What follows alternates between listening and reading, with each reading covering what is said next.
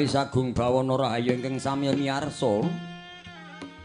narbuka wiraning kandha pangesti luhuring kagunan angesti kuntaraning bebrayan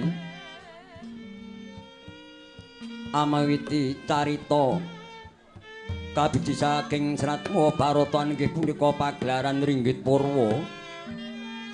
kang dayane pisahe pepadhang labet ing mriku sinung piwulang tuwin pralambang palupining tiyang agesang mila sinebat wayang utahe ringgit wayang kang werdine wajib sembahyang ringgit kang tegese Sunan Giri ingkang nganggit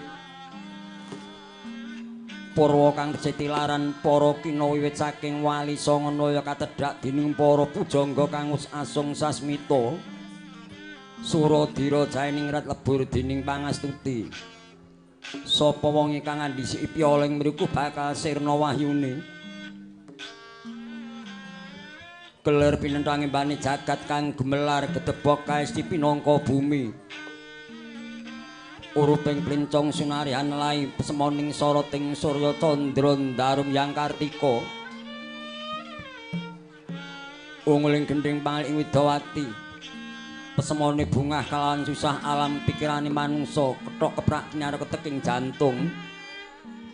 ya dalang kang murba pinangka dadi utusaning Gusti haninggih punika gumlaring kayangan Suralaya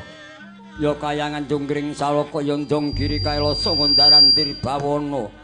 ya Paku Jamur Kataliwarna kayangan Saklangkung Gawat kaliwat liwat wingit kepati-pati apa tandani gawat bebasan Jamamara Jamamati Jimara keplayu lamun tono mendung barat peteng dedut lelongan satemah samya miyak nganan miyak ngiring labet kenging kapraban ingkang mangar srama ing mriku sinten ingkang pinangka dados tetungguling para Jawata ing nratoni kayangan Suralaya wenang wisik Sang Hyang Bathara Guru ya Hyang Pramesti Guru ya Hyang Nilakantha ya Hyang Marting Jagat ya Hyang Marbudha Ingrat ya Hyang Parama Siwa mila sinebat Sang Hyang Bathara Guru kang kecip minangka dadya tinulat tinulada marang sedaya para titah tumuju marang kautaman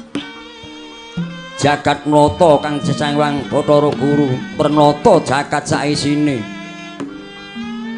jagat girinata Sang Hyang Bathara Guru nguwasani sedaya gunung ing Arcapada Nilakantha kang Sang Hyang Bathara Guru duk nalika ndawaken dhateng sedaya para putra Jawata samiya ngrata Gunung Manikmaya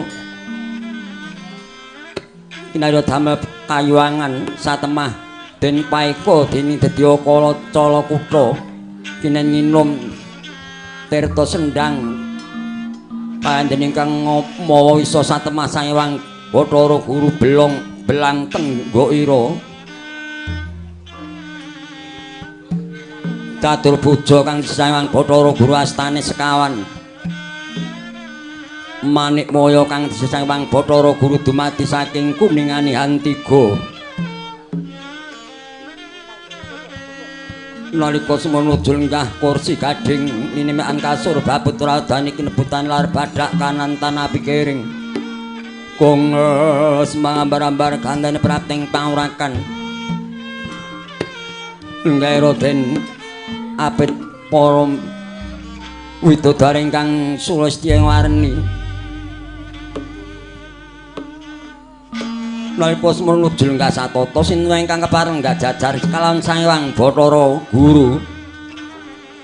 lah punika Jawata saking kayuangan Sidik Pangudal-udal ingkang wisik Sang Hyang Bathara Narada ya Hyang Kaneka Putra ya Resi Sanggya sawetawis boten pepanggihan pramila samya gapyuk rupyuk relangkuran sigra nggarap sidhem remanem tanuna banek ing walang isik dereng ngantos simbah wacana kasarup iswanara ingkang putra Jawata saking Salendra Bawana inggih kang wisik Sang Hyang Bathara Indra ya Bathara Padya ya Bathara Surapati bagus warnanira ngapuan rancang astanira kemedhot padoning latyamung katon age dinangu Lenggara Sang Hyang Manikmaya mung tansah mrih atosaken dhateng tuk sumbering gara-gara ingkang sumunduling Suralaya sawetawis Lenggara Sang Hyang Bathara Manikmaya teka kaya mangkono wijining wicara ingkang dereng kawiyos sing lisan